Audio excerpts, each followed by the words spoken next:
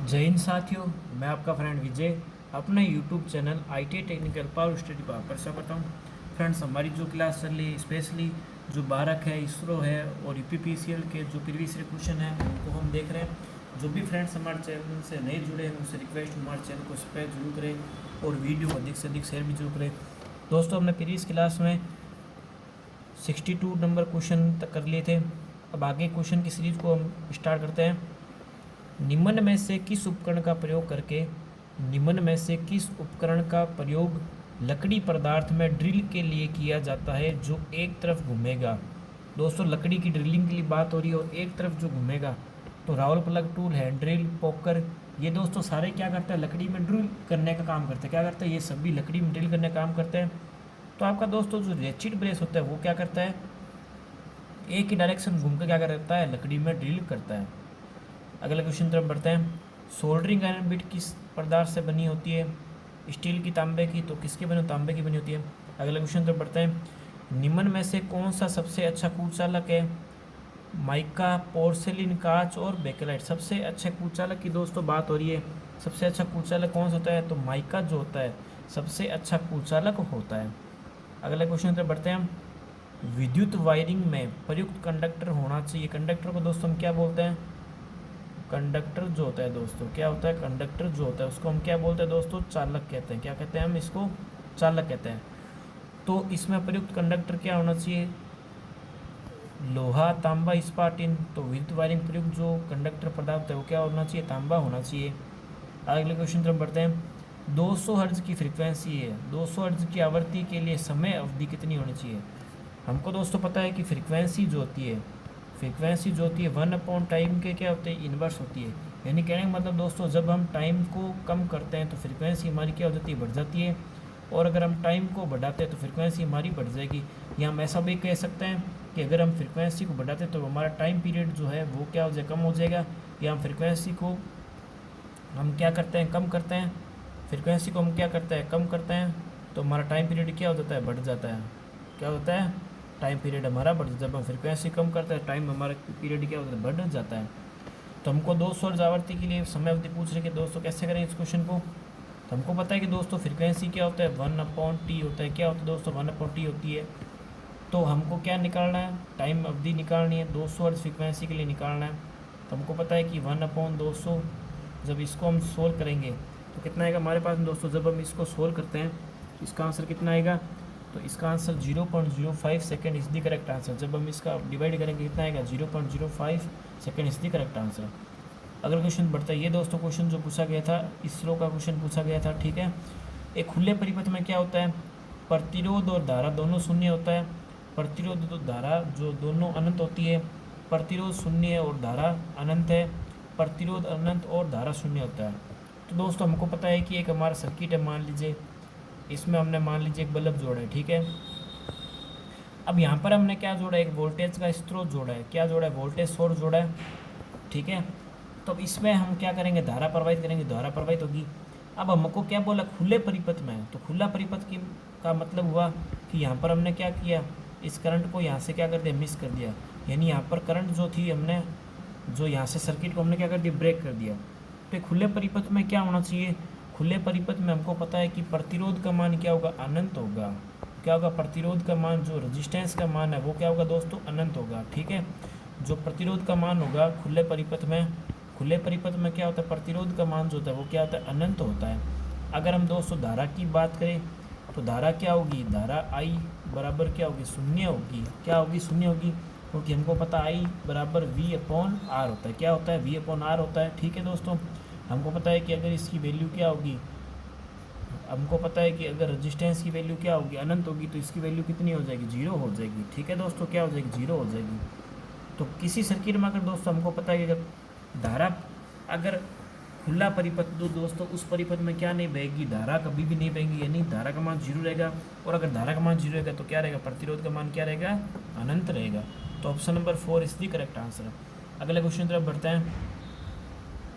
विद्युत से उत्पन्न आग के कारण इनमें से कौन से अग्निशामक प्रयोग नहीं किया जाना चाहिए। ये क्वेश्चन दोस्तों पिछले एग्जाम पूछा गया। ये क्वेश्चन दोस्तों कोई ना कोई एग्जाम में रिपीट होता रहता है। मैं आपको जो क्वेश्चन करा रहा हूँ वो प्रीवियस क्वेश्चन करा रहा हूँ, ठीक है। तो विद्युत से उत्पन्न आग में कौन से प्रयोग नहीं किया जाना चाहिए? तो कार्बन टेट्राक्लोराइड, फोम प्रकार के, रेत ऋण प्रकार के और कार्बन डाइऑक्साइड की। हमको कौन सा प्रयोग नहीं करना चाहिए? तो दोस्तों फोम प्रकार का जो होता है उस अग्निशामक का प्रयोग नहीं करना चाहिए। फोम प्रकार का यानी कि झाग प्रकार का। झाग प्रकार में हमको पता है कि दोस्तों इसमें क्या होता है, द्रव होता है। क्या भरा होता है? द्रव भरा होता है। तो द्रव भरा जो अग्निशामक यंत्र होता है वो विद्युत से उत्पन्न आग में प्रयोग नहीं किया जाना चाहिए, क्योंकि जो हमको पता है कि द्रव क्या होता है, विद्युत का चालक होता है, इसलिए विद्युत से लगी आग में द्रव प्रकार का या झाग प्रकार का प्रयोग नहीं किया जाता। ठीक है। अब दोस्तों अगले क्वेश्चन की तरफ बढ़ते हैं। सुरक्षा कार्यक्रम मानकों के संबंध में कौन सा कथन सही है, ये हमको बताना है। ये दोस्तों इस टाइप का क्वेश्चन मैंने आपको बताया था, डीएमआरसी में क्वेश्चन आया था 2020 में। तो कौन सा कथन हमको बताना है कि कौन सा कथन सत्य है। ठीक है। 1ES, 4ES, 2ES और 5ES। 5ES कथन जो क्या है एकदम करेक्ट है।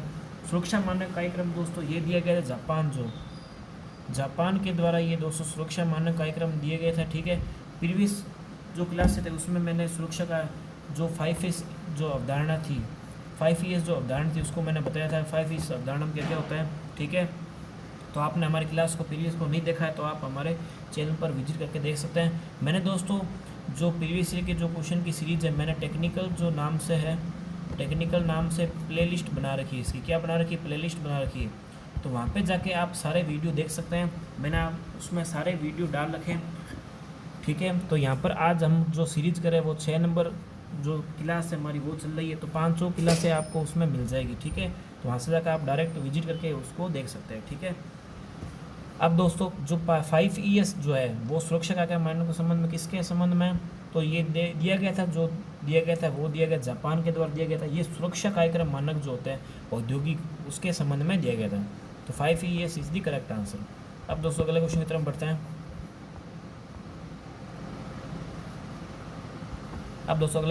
बढ़ते हैं। किसी बिंदु पर 20 वोल्ट विभव है, किसी बिंदु पर 20 वोल्ट विभव है, अनंत से इस बिंदु तक 0.5 कूलम आवेश लाने के लिए किया गया कार्य क्या होगा? दोस्तों ये हमको ज्ञात करना है। किसी बिंदु पर हमको 20 वोल्ट का विभव दिया गया, अनंत से इस बिंदु तक 0.5 कूलम किया गया कार्य दोस्तों हमको निकालना है। ये कैसे निकालेंगे? तो दोस्तों हमको इस क्वेश्चन में क्या निकालना है? किया गया कार्य निकालना है। क्या निकालना है? किया गया कार्य निकालना है। तो हमको पता है कि दोस्तों V बराबर क्या होता है? W/Q होता है। क्या होता है दोस्तों? V बराबर हमको पता है क्या होता है? W/Q होता है। क्या होता है? V = W/Q होता है। तो दोस्तों इस क्वेश्चन को हम कैसे निकालेंगे? हमको पता है कि दोस्तों जो विभव जो होता है क्या होता है दोस्तों? कार्य बट्टा आवेश। क्या होता है? कार्य बट्टा आवेश। अभी दोस्तों एक JVNL का एग्जामिनेशन हुआ था अभी 2022 है 22-23 के आसपास में। JVNL जो मेंस एग्जामिनेशन था उसमें एक क्वेश्चन पूछा गया था कि कार्य बट्टा आवेश किसकी इकाई होती है, यानी कि W/Q, यानी कि जूल प्रति कूलम किसकी इकाई होती है? जूल प्रति कूलम जो है किसकी इकाई होती है? तो ये दोस्तों होती है किसकी? विभव की होती है। तो ये आपको ध्यान रखना है कि जूल प्रति कूलम किसकी इकाई होती है? विभव की इकाई होती है। ठीक है। वैसे तो विभव को तो हम वोल्ट में मापते हैं, लेकिन वहाँ पर पूछा गया था कि जूल प्रति कूलम किसकी इकाई है। तो आपको डायरेक्ट फॉर्मूला देख के भी आपको पूछ सकते हैं कि ये जो दिया गया मात्रक है वो किसका है? विभव का है, धारा का है। ठीक है। तो जो इसमें से पूछा गया क्वेश्चन था वो मैंने आपको बता दिया। तो हमको दोस्तों अब इस क्वेश्चन की तरफ बढ़ते हैं। ठीक है। तो हमको दोस्तों यहाँ पर दे रखा है विभव की वैल्यू हमको निकालनी है। ठीक है। कार्य की वैल्यू निकालनी। तो V बराबर क्या होता है? W/Q होता है। V की वैल्यू हमको दे रखी है 20 वोल्ट। ठीक है। W की वैल्यू हमको फाइंड आउट करनी है और Q हमको कितना दे रखा है? 0.5। जब इसको सोल्व हम करेंगे W बराबर 0.5 इंटू में 20। ठीक है। पॉइंट उड़ाया कितना आएगा? तो हमारे पास में कार्य किया गया कार्य कितना होगा? W बराबर 10 जूल। 10 जूल इसके करेक्ट आंसर। किया गया कार्य कितना होगा? 10 जूल। उम्मीद है दोस्तों आप समझ में होगा। एकदम इजी क्वेश्चन था। इसमें दोस्तों हमको क्या निकालना था? इसमें हमको वर्क की वैल्यू निकालनी थी, कार्य की वैल्यू निकालनी थी। हमको पता है विभव बराबर क्या होता है? कार्य बट्टा आवेश। इकाई आवेश को विस्थापन करने में किया गया कार्य क्या कहलाता है दोस्तों? विभव कहलाता है। इकाई आवेश को किसी एक संदूषता में ले जाने किया गया कार्य क्या कहलाता है? विभव कहलाता है। ठीक है। तो V बराबर W/Q। हमको V की वैल्यू दे रखी थी 20, W की वैल्यू हमको फाइंड आउट करनी है और आवेश कितना दे रखा 0.5। तो ये इससे हम निकाल सकते हैं। ठीक है। अब अगले क्वेश्चन तरफ बढ़ते हैं दोस्तों। अगला क्वेश्चन है मिनिएचर बैटरी का इस्तेमाल किसमें होता है? मिनिएचर जो बैटरी है, मिनिएचर बैटरी का इस्तेमाल कहाँ होता है, तो ये हमको पूछ रखा है मिनिएचर बैटरी जो होती है उसका यूज़ कहाँ पे करते हैं। तो मिनिएचर बैटरी का दोस्तों हम किस में करते हैं, रेडियो में करते हैं। किस में करते हैं दोस्तों, मिनिएचर जो बैटरी होती है उसका यूज़ किस में किया जाता है दोस्तों, रेडियो में किया जाता है। ठीक है, छोटी टाइप की बैटरी होती है, उसका यूज़ हम किस में करते हैं, रेडियो में करते हैं। अगला क्वेश्चन की तरफ बढ़ते हैं दोस्तों। यदि R बराबर 3 ओम हमको दे रखा है और XL बराबर 4 ओम के साथ सीरीज में हो तो सर्किट की दोस्तों हमको क्या निकालनी, प्रतिबाधा निकाल। तो दोस्तों इस तरह के क्वेश्चन काफ़ी ज़्यादा इंपॉर्टेंट होते हैं, तो आपको इनको ध्यान रखना है। ये क्वेश्चन हर एक एग्जामिनेशन में क्या होता है, रिपीट होते रहते हैं। कोई ना कोई शिफ्ट में इस तरह के क्वेश्चन आते हैं। इसमें आपको ये दोस्तों ये जो क्वेश्चन आपको पता ही होगा कि ऐसी सर्किट से रिलेटेड है। इस तरह क्वेश्चन हर एक शिफ्ट में रिपीट होता है। और DMRC में देखा जाए या अदर जो UPPCL है बारक में देखा जाए तो उन सभी में इस टाइप का क्वेश्चन पूछने समान रहेगी, क्योंकि सभी का लगभग पैटर्न एक समान होता है। ठीक है, तो इस तरह के क्वेश्चन किसी ना किसी शिफ्ट में रिपीट होते रहते हैं। तो आपको सर्किट की प्रतिबाधा निकालना, तो हमको पता है बराबर क्या होता है, जेड स्क्वायर बराबर में अंडर में क्या होता है, आर स्क्वायर प्लस में एक्सएल का स्क्वायर होता है। क्या होता है, R square plus X square. यहाँ पर क्या होगा, आर स्क्वायर की जब वैल्यू हम उठाएंगे, ठीक है, आर स्क्वायर की जब वैल्यू उठाएंगे, स्क्वायर की जब वैल्यू निकालना हटाएंगे हम, तो क्या आ जाएगा यहाँ पर जेड बराबर क्या होता है, R square plus XL square होता है। ठीक है, अब आर की वैल्यू हमको दे रखी है 3 का स्क्वायर प्लस में एक्सएल का वैल्यू दे रखी है हमको 4 का स्क्वायर। ठीक है, जब इसको सोल्व करेंगे 3 का स्क्वायर 9 और 4 का स्क्वायर यानी 16, इसका रूट निकाल लेंगे 25।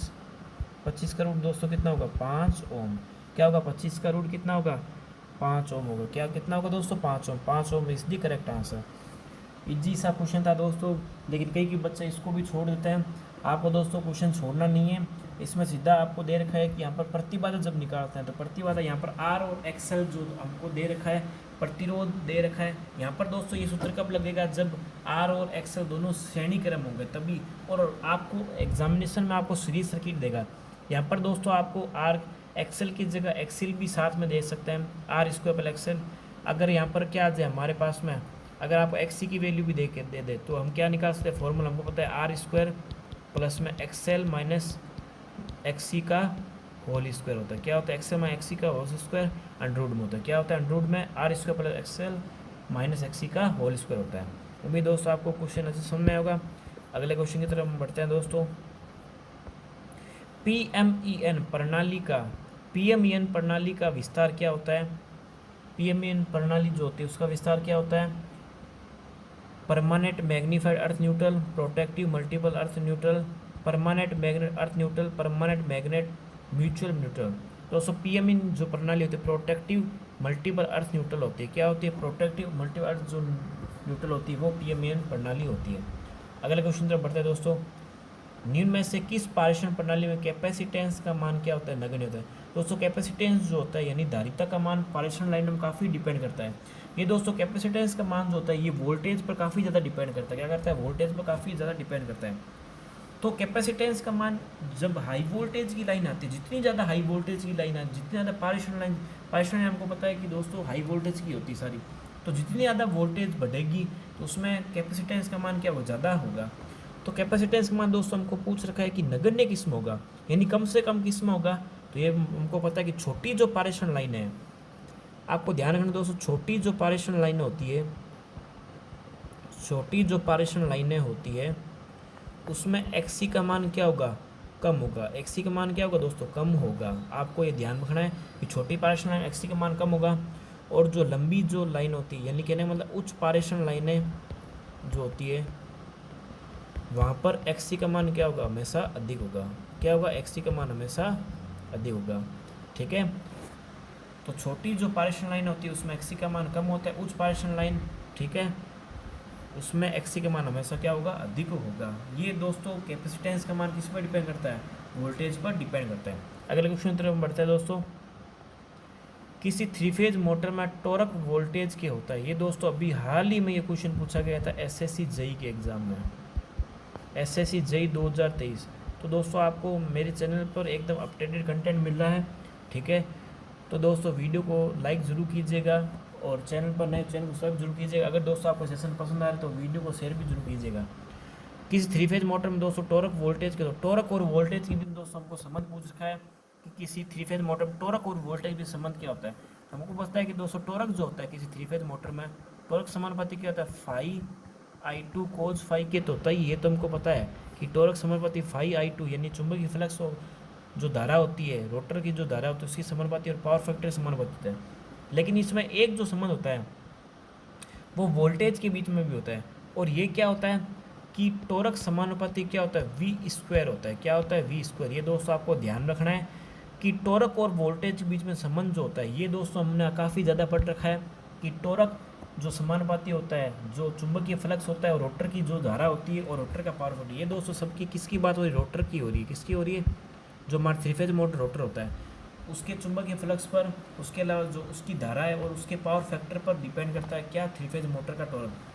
लेकिन यहाँ पर टॉर्क किसके समानुपाती होता है, वर्ग के भी समानुपाती होते हैं। ये आपको ध्यान रखना है कि ये टॉर्क जो होता है वोल्टेज के वर्ग के समानुपाती है, यानी कि इसके स्क्वायर के समानुपाती होता है। तो ऑप्शन नंबर 3 जो है करेक्ट आंसर है, वर्ग के समानुपाती होता है। अब दोस्तों अगले क्वेश्चन तरफ बढ़ते हैं। शुद्ध प्रेरण परिपथ में किसी स्रोत की आवृत्ति दुगनी करने पर प्रेरणिक प्रतिघात का मान क्या होगा। ये भी दोस्तों ऐसे जेम पूछा गया था क्वेश्चन। शुद्ध प्रेरण परिपथ में ऐसी स्रोत की आवृत्ति अगर हम दुगुनी करते हैं प्रेरणिक प्रतिघात मान क्या रहेगा दोस्तों। हमको पता है कि दोस्तों कि जो हमारा एक्सेल जो परिपथ होता है, ठीक है, उसमें एक्सेल परिपथ में क्या होता है, हमको पता है कि एक्सेल के परिपथ में एक्सेल जो होता है समानुपाती क्या होता है, 2πfl के होता है। भाई हमको पता है एक्सेल बराबर क्या होता है, एक्सेल बराबर हमको पता है दोस्तों क्या होता है, एक्सेल बराबर क्या होता है, 2πfl होता है। क्या होता है, 2πfl होता है, ठीक है। एक्सेल बराबर क्या 2πfl होता है। अगर हम इन सबको कांस्टेंट कर दें, 2π और एल को अगर कांस्टेंट कर दें तो एक्सेल की समानुपाती किससे होगा, फ्रिक्वेंसी के समानुपाती होगा। यानी कहने का मतलब अगर हम फ्रिक्वेंसी को दोगुना करेंगे तो समानुपात में एक्सेल का मान भी क्या हो जाएगा, दोगुना ही बढ़ेगा। क्या बढ़ेगा, दोगुना ही बढ़ेगा, यानी कि दोगुना हो जाएगा। क्या हो जाएगा दोस्तों, दोगुना हो जाएगा, क्योंकि एक्सेल जो है सीधा समानुपाती क्या होता है, फ्रिक्वेंसी होता है। अगर दोस्तों इसमें ऐसा नहीं देखकर अगर यहाँ पर शुद्ध संधारित्र परिपथ दे दे और उसमें इस तरह का क्वेश्चन पूछे तो वहाँ पर एक्सी के परिपथ में क्या होता है, 1/2πfc होता है। क्या होता है, 1/2πfc होता है। तो एक्सी उस परिपथ में क्या होगा, फ्रिक्वेंसी के व्युत्क्रमानुपाती होता है। क्या होता है। अब यहाँ पर अगर एक्सेल नहीं देकर आपको एक्सी दे दे और वहाँ पर फ्रिक्वेंसी का मान दोगुना कर दे तो यहाँ पर इसका मान क्या हो जाएगा, एक्सी का मान आधा हो जाएगा। क्या हो जाएगा दोस्तों, आधा हो जाएगा। तो इसके रिलेटेड आपको क्वेश्चन ध्यान में रखना है कि उसकी वैल्यू ये हो रही है, तो एक्सी यहाँ पर अगर हमको एक्सेल नहीं देगा एक्सी भी दे दे तो उसकी वैल्यू भी हम क्या कर पाए, निकाल पाए। उम्मीद दोस्तों क्वेश्चन समझ में आया होगा आपको। अगले क्वेश्चन की तरफ हम बढ़ते हैं। किसी इलेक्ट्रिकल नेटवर्क में यदि किसी इलेक्ट्रिकल नेटवर्क में स्रोत की मात्रा किसी अन्य वोल्टेज स्रोत या धारा जो वर्तमान में किसी परिपथ में प्रवाहित हो रही है पर निर्भर करती है, ऐसे स्रोत को क्या कहा जाता है। ये क्वेश्चन दोबारा पढ़ते हैं दोस्तों। किसी इलेक्ट्रिकल नेटवर्क में यदि स्रोत की मात्रा किसी अन्य वोल्टेज स्रोत, यहाँ से आपका क्वेश्चन बनना स्टार्ट होता है। ढंग से इस चीज़ को पढ़िए। किसी अन्य वोल्टेज पर, किसी इलेक्ट्रिक नेटवर्क में यदि स्रोत की किसी अन्य वोल्टेज स्रोत या धारा जो वर्तमान में किसी परिपथ में प्रवाहित हो रही है पर निर्भर करती है, यानी किसी अन्य वोल्टेज पर कोई चीज़ डिपेंड करती है, ऐसे स्रोत को हम क्या बोलते हैं दोस्तों। आदर्श स्रोत तो किसी के ऊपर डिपेंड नहीं करता, खुद के ऊपर डिपेंड करता है, उसको हम दोस्तों क्या बोलते हैं, ऐसे सर्किट को हम क्या बोलते हैं दोस्तों, निर्भर सर्किट बोलते हैं। क्योंकि इसने बोल रखा है, क्वेश्चन में लिख दिया कि किसी ना किसी के ऊपर क्या करेगी, डिपेंड करेगी। यानी वोल्टेज या धारा स्रोत है किसी अन्य पर अगर डिपेंड करता है, ऐसे स्रोत को हम क्या बोलते हैं दोस्तों, निर्भर स्रोत बोलते हैं। या फिर इनको इंग्लिश में बोला था डिपेंडेड सोर्स। क्या बोला जाता है, डिपेंडेड जो सोर्स होता है वो इनको बोला जाता है। तो ये आपको ध्यान रखना है। डिपेंडेंट जो स्रोत होता है वो किसी और पर डिपेंड करता है, यानी निर्भर करता है। अगले क्वेश्चन तरफ बढ़ते हैं दोस्तों। इनमें से किस प्रकार के कनेक्शन का उपयोग डिस्ट्रीब्यूशन ट्रांसफार्मर में किया जाता है। ये भी दोस्तों ऐसे ही पूछा गया था, ठीक है। तो आपके जो टेक्निकल एग्जाम के जो क्वेश्चन दोस्तों हर किसी ना किसी एग्जामिनेशन में रिपीट होते रहते हैं और लगभग सिलेबस इनका समान रहता है। तो एसएससी जेई के क्वेश्चन भी हमारे जो आईटी के एग्जामिनेशन होता है उसमें पूछा जाता है, तो आपको उनको भी ध्यान, इसलिए मैंने इनको शामिल किया है। तो ये क्वेश्चन तो नॉर्मल आईटी में भी पूछा था, लेकिन लगभग सिलेबस एक समान ही होता है, ठीक है। तो उम्मीद काफ़ी ज़्यादा रहती है कि जो एसएससी के जो क्वेश्चन है वो भी हमारे जो टेक्निकल के जो आईटी के एग्जाम है उसमें पूछा जाता है, ठीक है। तो काफ़ी संभावना रहती है कि एसएससी जेई के क्वेश्चन भी पूछा जाता है, क्योंकि लगभग एक समान सिलेबस रहता है, ठीक है। अगला क्वेश्चन तरफ बढ़ता है, इनमें से किस प्रकार कनेक्शन का उपयोग हम डिस्ट्रीब्यूशन ट्रांसफार्मर करते हैं। डिस्ट्रीब्यूशन ट्रांसफार्मर को दोस्तों हम क्या बोलते हैं हिंदी में, वितरण ट्रांसफार्मर बोला जाता है। क्या बोला जाता है दोस्तों, वितरण ट्रांसफार्मर बोला जाता है। वितरण ट्रांसफार्मर को हम क्या बोलते हैं दोस्तों, डिस्ट्रीब्यूशन ट्रांसफार्मर बोलते हैं। डिस्ट्रीब्यूशन ट्रांसफार्मर दोस्तों हमको पता है कि यहाँ पर हमारे पास में जो प्राइमरी जो वाइंडिंग होगी, प्राइमरी जो वाइंडिंग होगी उसको हम किस में करेंगे, डेल्टा में करेंगे। क्या करेंगे, प्राइमरी जो वाइंडिंग होगी हमारी किस में होगी वह दोस्तों, हमारी जो प्राइमरी जो वाइंडिंग होगी, हमारी जो प्राथमिक जो वाइंडिंग होगी या प्राइमरी जो वाइंडिंग होगी वो किस में होगी दोस्तों, ये होगी हमारी जो डेल्टा है।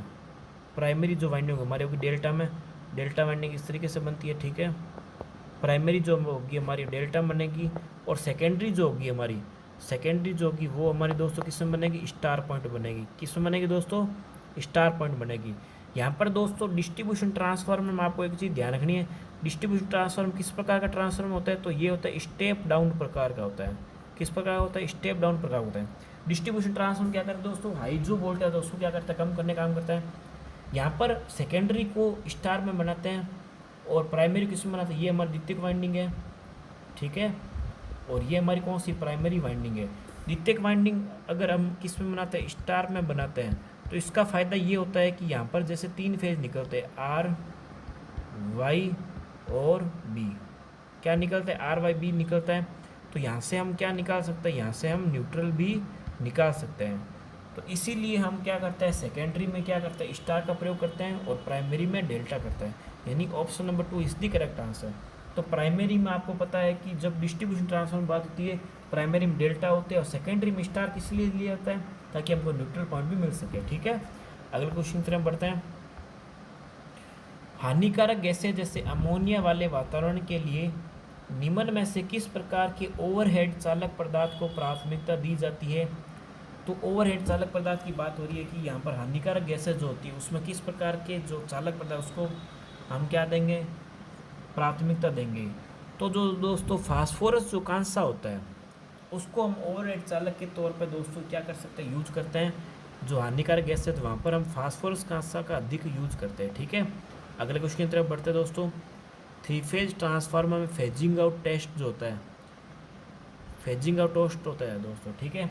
हमने दोस्तों पढ़ रखे हैं आईटीआई में कि ट्रांसफार्मर में कितने तरह के टेस्ट होते हैं, 2 तरह के टेस्ट होते हैं। एक तो हमको पता है कि शॉर्ट सर्किट होता है,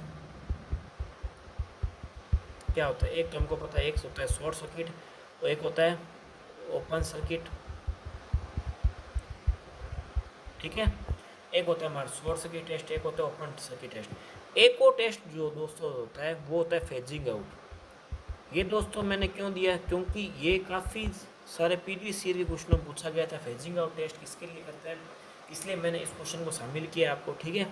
तो फेजिंग आउट टेस्ट जो होता है, ठीक है, फेजिंग आउट टेस्ट क्या होता है, किसके लिए होता है, तो फेजिंग आउट टेस्ट जो होता है आपका समान फेज से संबंधित जो प्राथमिक और द्वितीयक वाइंडिंग होती है उनको टेस्ट करने के लिए फेजिंग आउट टेस्ट किया जाता है। समान फेज से जो रिलेटेड जो प्राथमिक और द्वितीयक वाइंडिंग होती है उनको टेस्ट करने के लिए हम इसका यूज़ करते हैं, फेजिंग आउट टेस्ट का यूज़ करते हैं। अगले क्वेश्चन की तरफ बढ़ते हैं दोस्तों। परिपथ का शक्ति गुणांक 0.8 और परिपथ की सक्रिय शक्ति एक्टिव पावर 40 वाट होने पर परिपथ की आभासी शक्ति दोस्तों को क्या करनी है, फाइंड आउट करनी है। अब दोस्तों ये हमको इसमें क्वेश्चन दे रखा है, पावर फैक्टर दे रखा है, परिपथ की सक्रिय शक्ति दे रखी है और हमको आभासी शक्ति दोस्तों ज्ञात करनी होती है। दोस्तों हमको पता है कि जो पावर फैक्टर होता है कोज फाई जो होता है उसका सूत्र क्या होता है, जो हमारी सक्रिय शक्ति जो होती है हमारी यानी एक्टिव जो पावर होती है, सक्रिय शक्ति और आभासी शक्ति का अनुपात क्या होता है, पावर फैक्टर होता है। यानी कि आप जो हमारी सक्रिय शक्ति जो होती है, सक्रिय जो शक्ति होती है आभासी शक्ति का अनुपात क्या होता है, पावर फैक्टर कहलाता है। तो सक्रिय शक्ति और आभासी शक्ति का अनुपात क्या कहलाता है, पावर फैक्टर कहलाता है। हमको पावर फैक्टर दोस्तों क्वेश्चन कितने देगा, 0.8 दे रखा है। सक्रिय शक्ति हमको दे रखी है 40 वाट, ठीक है। और आभासी हमको फाइंड आउट करनी है, यानी आभासी पावर हमको ज्ञात करनी है। तो इसको हम लिख लेते हैं पी। इसकी वैल्यू हम कैसे निकालेंगे, तो पी बराबर क्या होगा, 40 बट्टे में 0.8। जब इसको सोल्व करेंगे कितना आएगा, 50, कितना आएगा 50 वाट। यानी किसी सर्किट में अगर आपको सक्रिय शक्ति अगर आपको दे रखी है 40 वाट और पावर फैक्टर अगर आपको दे दे तो हम क्या निकाल सकते हैं उससे, आभासी शक्ति जो होती है यानी आभासी जो शक्ति वो हम निकाल सकते हैं। किसी क्वेश्चन में अगर हमको पावर फैक्टर दे दे और सक्रिय शक्ति दे दे तो हम अब उससे आभासी शक्ति निकाल सकते हैं, या अगर इसमें उल्टा कर दे, हमको आभासी शक्ति दे दे और पावर फैक्टर निकाल दे दे तो हम क्या निकाल सकते हैं, सक्रिय जो शक्ति होती है वो हम निकाल सकते हैं। अब दोस्तों अगले क्वेश्चन की तरफ बढ़ते हैं। उम्मीद है आपको अच्छे समझ में आया होगा। आदर्श करंट स्रोत में क्या होता है? आदर्श जो दोस्तों करंट स्रोत होता है उसमें क्या होता है, ठीक है दोस्तों। आदर्श करंट स्रोत में क्या होता है? आदर्श चालकता शून्य होती है, आंतरिक प्रतिरोध न्यून होता है, लोड ना होने पर वोल्टेज शून्य होता है और उर्मिका नहीं होती। ये दोस्तों क्वेश्चन बहुत ज़बरदस्त है और इस टाइप का जो क्वेश्चन होता है वो इसरो में काफ़ी ज़्यादा पूछा जाता है, क्योंकि इसरो का लेवल जो है वो काफ़ी हार्ड रहता है। जो विक्रम साहिबार सेंटर वगैरह जो के एग्जामिनेशन जो बच्चे दे रहे हैं, इस बार VSSC की जो एग्ज़ाम डेट है वो भी आ चुकी है, ठीक है। इस महीने के अंदर ही आपका इसरो जो विक्रम साराभाई के अंदर का जो एग्जामिनेशन वो हो जाएगा, ठीक है। तो उसमें VSSC वगैरह में इसरो के में क्वेश्चन का लेवल काफ़ी हार्ड रहता है, तो उसमें ये क्वेश्चन पूछा जाता है। उसके अलावा जो DMRC वगैरह उसमें भी इस तरह क्वेश्चन पूछे जाते हैं, ठीक है। हमको दोस्तों आदर्श करंट स्रोत पूछ रखा है, ठीक है। इस तरह के दोस्तों जब भी क्वेश्चन आए तो आपको हड़बड़ाना नहीं है। ये क्वेश्चन दोस्तों काफ़ी मॉडरेट लेवल के क्वेश्चन मान जाता है। क्या मान दोस्तों? मॉडरेट लेवल के क्वेश्चन मान जाता है, ठीक है। ये क्वेश्चन दोस्तों मॉडरेट लेवल के होते हैं, क्योंकि ये क्वेश्चन ITI में नहीं मिलते हैं। क्या नहीं मिलते दोस्तों? ITI में नहीं मिलते। ये क्वेश्चन दोस्तों एक्चुअल में डिप्लोमा लेवल का है, डिप्लोमा लेवल का है, ठीक है। अब ये क्वेश्चन पेपर में देने का मैं रीज़न बता ही नहीं, क्योंकि लगभग सिलेबस एक जैसा रहता है, तो कभी कभी एग्जामिनेशन जो पेपर बनाने वाले होते हैं वो इस तरह क्वेश्चन डाल देते हैं। तो आपको दोस्तों इस तरह क्वेश्चन दे के घबराना नहीं है। इस तरह का जब भी क्वेश्चन आए तो आपको एक दिमाग लगाना है, ठीक है, इस क्वेश्चन को गलत होने से बचाने के लिए। हम सबसे पहले आदर्श करंट स्रोत की दोस्तों बात कर लेते हैं कि आदर्श स्रोत करंट होता क्या है। पहले तो ये हम बात कर लेते हैं। हम दोस्तों आदर्श करंट स्रोत के बारे में देख लेते हैं। मान लीजिए दोस्तों हमारे पास में एक करंट स्रोत है, ठीक है। ये मान लीजिए हमारे पास में करंट स्रोत है, इस तरीके से हम बना लेते हैं, ठीक है। ये हमारे पास में एक करंट स्रोत है, ये मान लीजिए 6 एम्पियर का उत्सर्जन कर रहा है, ठीक है। कितने कर रहा है? 6 एम्पियर कर रहा है। इसके क्रॉस हमने क्या लगा दिया? एक रेजिस्टेंस लगा दिया जी, मान लीजिए, ठीक है। अब ये मान लीजिए दोस्तों से हमारा 6 ओम का हमारा क्या है? प्रतिरोध है। 6 का हो 10 का कितने का भी हो। अब आदर्श करंट स्रोत क्या कहता है कि यहाँ पर जैसे हम 6 का लगा रहे हैं, ठीक है, तो यहाँ पर 6 का है तो यहाँ पर एम्पियर कितनी आएगी? 6 ही आएगी। क्या आएगी दोस्तों? 6 ही आएगी। क्या आएगी? 6 ही आएगी। तो यही दोस्तों आदर्श करंट स्रोत होता है कि जितनी हम दे रहे हैं उतनी ही प्रतिरोध के लोड के क्रॉस क्या आएगी? करंट आएगी। लेकिन दोस्तों आदर्श करंट स्रोत सिर्फ मानने के लिए होता है, जैसे आदर्श वोल्ट मीटर होता है, आदर्श सब मीटर होता है। दोस्तों इस तरह के क्वेश्चन गलत करने में गलत काफ़ी होता है। क्यों होते हैं? क्योंकि ये क्वेश्चन हम जब अमीटर का कंपैरिजन जब करते हैं तो उसका उल्टा होता है। क्या होता है? बिल्कुल उल्टा होता है। मैं आपको इसका प्रैक्टिकल करके बताऊंगा अभी, ठीक है, ताकि ये क्वेश्चन दोस्तों हमको गलत नहीं करना है 1% भी, ठीक है। इसको आप ढंग से थोड़ा ध्यान से देखिएगा, ठीक है, हमारा क्वेश्चन बिल्कुल भी गलत नहीं हो। पहले हम दोस्तों आदर्श करंट स्रोत के बारे में देख लेते हैं, उसके बाद में अमीटर का भी कंपैरिजन करेंगे इसके साथ में, ताकि हमारा क्वेश्चन गलत नहीं हो। क्योंकि जब आदर्श करंट स्रोत को जब अमीटर के साथ जब हम देखते हैं ना, तो ये क्वेश्चन गलत होने की संभावना काफ़ी ज़्यादा बढ़ जाती है। और अभी तक जो हमने पढ़ा है वो अमीटर के अनुसार पढ़ा है। अगर दोस्तों मैं आपको बिना एक्सप्लेन किए अगर इसका आंसर बताऊँ तो आप मेरे को कहोगे कि आपने सर गलत बताया। लेकिन दोस्तों जब आप इसको ढंग से समझेंगे तो आपको कॉन्सेप्ट समझ में आएगा कि इसका कॉन्सेप्ट अमीटर की तरह नहीं है, बिल्कुल अलग है, ठीक है। तो इसको आप ध्यान से समझिए कि मैं क्या बताना चाहता हूँ। तो देखिए दोस्तों मैं आपको बताना चाहता हूँ कि ये हमारे पास में मान लीजिए करंट स्रोत है, ठीक है। अब हमारे पास में जो करंट आ रही है इस प्रतिरोध के इस रेजिस्टेंस से क्रॉस आएगी, वो कितने आएगी दोस्तों? 6 एम्पीयर आएगी। कितने आएगी दोस्तों? 6 एम्पीयर आएगी। ये दोस्तों मैं आदर्श करंट स्रोत की बात कर रहा हूँ, ठीक है। आदर्श करंट स्रोत ऐसा एक्चुअल में नहीं होता है। अगर हम दोस्तों हम तो यूज़ जो करते हैं वो क्या होता है दोस्तों? प्रैक्टिकल स्रोत होता है। क्या होता है? प्रैक्टिकल स्रोत होता है कि हम यहाँ पर मान लीजिए 6 एम्पीयर का लगाते हैं, तो हमने मान लीजिए यहाँ पर प्रतिरोध जो लगाते हैं, मान लीजिए हमने 3 ओम का लगाया, ठीक है। हमको पता है कि दोस्तों करंट जो आएगी हमेशा लोड पर डिपेंड करती है। किसके ऊपर डिपेंड करती है? लोड के ऊपर। हम भाई जो भी हम अमीटर भी अगर लगाते हैं तो वो करंट की रेटिंग जो मापता है किसके अनुसार मापता है? प्रतिरोध के अनुसार मापता है। किसके अनुसार मापता है? प्रतिरोध के अनुसार मापता है। तो हम जो यूज करते हैं दोस्तों वो होता है प्रैक्टिकल करंट सोर्स होता है। क्या होता है दोस्तों? प्रैक्टिकल करंट सोर्स होता है। हमको दोस्तों मानने के लिए पूछा है कि आदर्श करंट स्रोत में क्या होता है, क्या होता है आदर्श करंट स्रोत में क्या होता है। तो प्रैक्टिकल करंट स्रोत में दोस्तों करंट का मान कितना भी हो सकता है, कितना भी हो सकता है। यहाँ पर हम करंट के स्रोत का मान डायरेक्ट नहीं निकाल सकते। क्यों नहीं निकाल सकते हैं? क्योंकि हमको इसमें वोल्टेज की वैल्यू भी फाइंड आउट होना ज़रूरी होता है। क्या होता है दोस्तों, इसमें हमको जो वोल्टेज की वैल्यू है, जो हमको वोल्टेज की वैल्यू वो भी फाइंड आउट होना ज़रूरी होता है, तभी हम करंट की वैल्यू इसमें निकाल पाते हैं। लेकिन जब हम दोस्तों आदर्श की जब हम बात करते हैं, जब हम आदर्श की बात करते हैं, हमारी यहाँ पर किस पे बात हो रही है, आदर्श की बात हो रही है। तो आदर्श की जब दोस्तों बात होगी तो हम इसमें डायरेक्ट इसमें क्या निकाल सकते हैं, इसमें हम सीधा वोल्टेज निकाल सकते हैं। कैसे निकालेंगे? तो वोल्टेज नॉर्मल कैसे निकल जाएगा, V बराबर I इंटू आर से निकल जाएगा। हमारे पास में करंट कितने की 6 है तो 6 ही आएगी, और हमारे पास में रजिस्टेंस भी कितने का 6 का, यानी 36 वोल्ट हमारा क्या होगा, वोल्टेज आएगा। यानी ये दोस्तों आदर्श करंट स्रोत की बात हो रही है कि आदर्श करंट स्रोत में जितना दे रहा है उतना ही आएगा। ठीक है, जितना हम निकाल रहे हैं करंट स्रोत की बात, और जितना निकलेगा उतना ही यहाँ पर इस प्रतिरोध के अक्रॉस हमको करंट मिलेगा। तो ये दोस्तों आदर्श करंट स्रोत की बात हो रही है। उम्मीद है आपको समझ में आया होगा। अब दोस्तों हम थोड़ा क्वेश्चन की तरफ घुमाव डालते हैं। ये दोस्तों करंट स्रोत की बात हुई। आपको दोस्तों ध्यान रखना है कि आदर्श करंट जो स्रोत होता है उसकी जो चालकता क्या होती है, जीरो होती है। क्या होती है दोस्तों, चालकता शून्य होती है। यानी इसकी चालकता जो होती है, यानी जी जो होती है वो क्या होती है, जीरो होती है। क्यों होती है दोस्तों? क्योंकि इसका प्रतिरोध जो होता है, जो इस सर्किट का प्रतिरोध होता है वो क्या होता है, इनफाइनाइट होता है। क्या होता है, इनफाइनाइट, यानी कि अनंत होता है। क्या होगी इस सर्किट का दोस्तों प्रतिरोध जो होता है कि वो क्या होता है दोस्तों, प्रतिरोध इस सर्किट का दोस्तों क्या होता है, अनंत होता है। क्या होता है दोस्तों, अनंत। तो यहाँ पर दोस्तों इस सर्किट में आपको ध्यान रखना है कि जब भी आदर्श करंट स्रोत की बात करें तो उसमें दोस्तों प्रतिरोध का मान हमेशा क्या रहता है, अनंत रहता है। क्या रहता है दोस्तों, उस सर्किट में प्रतिरोध का मान क्या रहेगा दोस्तों, अनंत रहेगा। और हमको पता है कि दोस्तों प्रतिरोध का जब मान अनंत होता है तो उसमें करंट का मान क्या होगा, वो होगा दोस्तों जीरो होगा। क्या होगा दोस्तों, जीरो होगा। और चालकता क्या होगी, जीरो होगी। चालकता जीरो है तो धारा भी क्या होगी दोस्तों, जीरो होगी। इसको दोस्तों आपको ध्यान में रखना है। अब दोस्तों आपको समझ में आ गया आदर्श करंट स्रोत की। अब मैं दोस्तों इसका कंपैरिजन करता हूँ हमारे अमीटर से। जब हम दोस्तों अमीटर का जब इसके साथ कंपैरिजन करेंगे तो हमको कन्फ्यूजन होने की काफ़ी ज़्यादा संभावना रहती है।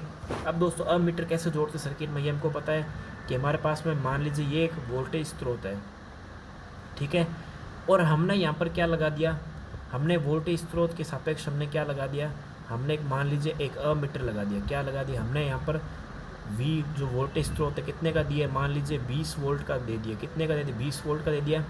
अब हमने एक यहाँ पर क्या लगा दिया, अब दोस्तों यहाँ पर हम क्या बना लेते हैं, एक हमारा प्रतिरोध बना लीजिए, मान लीजिए इतना प्रतिरोध है, ये मान लीजिए 3 ओम का प्रतिरोध है, ठीक है। अब ये दोस्तों हमने क्या लगा, ये हमारा क्या अमीटर है। क्या है दोस्तों, अमीटर है। यहाँ पर ये दोस्तों अमीटर, ध्यान रखिएगा। अब दोस्तों जब अमीटर की जब भी बात होती है तो अमीटर का दोस्तों आपको ध्यान रखना है कि अमीटर क्या करता है, धारा का मापन करता है। क्या करता है दोस्तों, अमीटर धारा का मापन करता है, ना कि धारा निकालता है। आपको इसी को ध्यान रखना है कि अमीटर धारा का मेजरमेंट करता है, धारा निकालता नहीं है। तो धारा जब निकालता नहीं है तो इसका जो मान होता है, अगर धारा का मापन करता है तो इसका मान क्या होना चाहिए, जीरो होना चाहिए। यानी सॉरी, इसका मान जो प्रतिरोध जो होता है, यानी इसका जो मान होता है, यानी धारा का मान जो होता है, यानी इसका जो प्रतिरोध का मान होता है, किसका मान होता है, प्रतिरोध का मान होता है, वो क्या होना चाहिए दोनों, जीरो होना चाहिए। क्या होना चाहिए, जीरो होना चाहिए। यानी आदर्श अमीटर का जो प्रतिरोध होता है वो क्या होना चाहिए, जीरो होना चाहिए। यानी कि तभी वो क्या करेगा, ज़्यादा से ज़्यादा धारा का क्या कर पाएगा दोस्तों, मापन कर पाएगा। क्या कर पाएगा, धारा का मापन। हमको पता है कि जब हम रेंज बढ़ाते हैं तो रेंज बढ़ाने के लिए भी हम क्या करते हैं, यहाँ पर मान लीजिए अमीटर है तो इसके समांतर क्रम में हम क्या करते हैं, प्रतिरोध जो लगाते हैं वो कम वैल्यू का निकालते हैं ताकि उसकी रेंज बढ़ सके, ठीक है। तो जब भी धारा का मापन करते हैं तो उसमें हमको पता है कि प्रतिरोध का मान क्या रहना चाहिए, जीरो रहना चाहिए। यानी अमीटर की बात हो रही है, किसकी बात हो रही है, अमीटर की बात हो रही है। किसकी बात हो रही है, अमीटर की। जब भी हम धारा का जब मापन करते हैं तो उस सर्किट में क्या होना चाहिए, प्रतिरोध का मान क्या होना चाहिए, जीरो होना चाहिए, शून्य होना चाहिए। और प्रतिरोध का मान जब जीरो होना चाहिए तो धारा का मान क्या होना चाहिए दोस्तों, इनफाइनाइट होना चाहिए। ये आदर्श की बात हो रही है। क्या हो रही है दोस्तों, आदर्श की बात हो रही है। तो ये हमने अमीटर सीख लिया कि अमीटर में जो वैल्यू है जो प्रतिरोध की वो क्या होनी चाहिए दोस्तों, शून्य होना चाहिए और धारा की मान क्या होना चाहिए, वो क्या होनी चाहिए, अनंत होगी। तो प्रतिरोध के जब मान शून्य है तो धारा का मान क्या होगा दोस्तों, अनंत होगा। अब दोस्तों इसका कंपैरिजन हम इससे कर लेते हैं, ठीक है। इसका कंपैरिजन दोस्तों मैंने कर दिया कि करंट स्रोत है। अब दोस्तों करंट स्रोत की बात करते हैं। तो करंट स्रोत में दोस्तों मैंने बता दिया कि धारा का मान क्या होगा, उसका 0 होगा। क्या होगा, यहाँ पर दोस्तों करंट का मेजरमेंट नहीं करना हमको यहाँ पर करंट निकालनी है। क्या करनी है दोस्तों, हमको यहाँ पर करंट निकालनी है। तो यहाँ पर चालकता का मान दोस्तों क्या होना चाहिए, 0 होना चाहिए। तो दोस्तों आपको ज़्यादा दिमाग नहीं लगाते हुए यहाँ पर अगर हम ज़्यादा मैं आपको एक्सप्लेन करूँगा तो आपको कन्फ्यूजन बहुत ज़्यादा क्रिएट हो जाएगी। तो इसमें दोस्तों आपको यही ध्यान में रखना है कि हम जो अमीटर में जो प्रतिरोध मापते हैं, अमीटर का प्रतिरोध क्या होना चाहिए, हमको पता है कि 0 होना चाहिए। तो उसका उल्टा ही किस में होगा, उसका जस्ट उल्टा क्या होगा, आदर्श करंट स्रोत में होगा। तो आदर्श करंट स्रोत में आपको ध्यान रखना है कि प्रतिरोध का मान क्या होगा, अनंत होगा। यानी उसमें हमने क्या देखा कि अमीटर में प्रतिरोध का मान क्या होना चाहिए, 0 होना चाहिए। तो उसका जस्ट उल्टा क्या है, जो करंट का स्रोत है उसमें करंट की वैल्यू क्या होनी चाहिए, 0 होनी चाहिए। यानी प्रतिरोध का मान कितना होना चाहिए, अनंत होना चाहिए। और उसकी अगर प्रतिरोध अनंत है और करंट की वैल्यू अगर 0 है तो चालकता भी क्या होगी, 0 होगी। उम्मीद है दोस्तों आपको अच्छे समझ में आया होगा। ये दोस्तों क्वेश्चन मैंने थोड़ा लेवल का दिए, इसरो वगैरह का एग्जामिनेशन है, DMRC के लेवल में भी दोस्तों ये क्वेश्चन आजकल पूछे जाने लगे। तो इनको दोस्तों आपको ध्यान रखना है और इनकी कोई ना कोई शिफ्ट में रिपीट होने की संभावना रहती है। क्योंकि दोस्तों जो एग्जामिनेशन का जो लेवल रहता है वो डिप्लोमा के आसपास लेवल में रहता है, ठीक है। इसलिए मैंने दोस्तों इस तरह के क्वेश्चन आपके शामिल किया। इस तरह क्वेश्चन रिपीट होने काफ़ी संभावना रहता है। तो दोस्तों इस तरह क्वेश्चन जब भी आए तो आपको हड़बड़ाना नहीं है, सीधा आपको ये ध्यान रखना है कि करंट स्रोत है, करंट स्रोत में प्रतिरोध का मान क्या होना चाहिए दोस्तों, अनंत होना चाहिए। प्रतिरोध का मान दोस्तों, एक आप बात खुद समझिए कि करंट स्रोत को धारा निकालनी है। अगर दोस्तों करंट स्रोत का प्रतिरोध खुद का ही 0 हुआ तो वो धारा बेचारा कहाँ से निकाल पाएगा, समझ रहे मेरी बात को। अगर करंट स्रोत का खुद का भाई धारा का मान अगर खुद का ही अगर क्या है, अगर उसका खुद का प्रतिरोध अगर 0 है तो खुद ही धारा सारी खींच लेगा, वो बाहर निकलने ही नहीं देगा। समझ में आ रही है आपको मेरी बात, मैं क्या कहना चाहता हूँ। इसलिए इसका प्रतिरोध का मान क्या होना चाहिए, अनंत होना चाहिए, ताकि वो धारा का क्या निकाल सके, सर्किट से बाहर निकाल पाए और खुद कंजप्शन नहीं कर पाए। कोई करंट स्रोत को दोस्तों धारा स्रोत है, यानी उसको धारा सर्किट को प्रदान करनी है दोस्तों, क्या करनी है, इस प्रतिरोध के क्रॉस इसको क्या करनी है, धारा प्रदान करिए। अगर इसका मान अगर दोस्तों हमको पता है कि इसका मान अगर मैं अनंत रखूंगा तब भी ये दोस्तों इस जो प्रतिरोध है इसको क्या कर पाएगा, ये प्रदान कर पाएगा। अगर इसकी वैल्यू मैंने 0 कर दी तो सारी खपत ये खुद ही कर जाएगा और बाहर कुछ नहीं निकलने देगा। यानी कहने का मतलब दोस्तों यहाँ पर इसका मान अगर अनंत होगा, यानी इसका मान यहाँ पर अगर प्रतिरोध का मान अनंत होगा ना, तब भी ये धारा क्या देगा, आगे सर्किट में देगा, यानी खुद ये खपत नहीं करेगा। यानी दोस्तों कहने का मतलब आप एक लाइन में ये समझिए कि करंट स्रोत की वैल्यू हमेशा क्या होनी चाहिए, करंट स्रोत में प्रतिरोध का मान हमेशा क्या होना चाहिए दोस्तों, अनंत होना चाहिए। खुद के पास करंट कुछ नहीं रखनी दोस्तों, करंट स्रोत को खुद के पास कोई भी करंट नहीं रखनी, आपको ये ध्यान रखनी। करंट स्रोत हमेशा क्या देगा, करंट देगा, तो खुद को उसको कोई करंट नहीं रखनी। यानी खुद के पास क्या होना चाहिए, प्रतिरोध अनंत होना चाहिए और करंट क्या होना चाहिए, खुद के पास क्या होना चाहिए, 0 होनी चाहिए, तभी वो आगे निकाल पाएगा। उम्मीद है दोस्तों आपको समझ में आएगा अच्छे से। मैंने इसको अच्छे से एक्सप्लेन करने की दोस्तों कोशिश की है। अगर फिर भी आपको कोई दिक्कत लगे आप मुझे कमेंट करके बता सकते हैं, मैं इसको अगली क्लास में आपको एक्सप्लेन करने की कोशिश करूँगा। तो उम्मीद दोस्तों आपको क्लास अच्छी लगी होगी। अगर दोस्तों चैनल पर नए, चैनल को सब्सक्राइब भी जरूर कीजिए। दोस्तों मिलते हैं नेक्स्ट वीडियो में, नेक्स्ट क्लास में, तब तक के लिए जय हिंद जय भारत।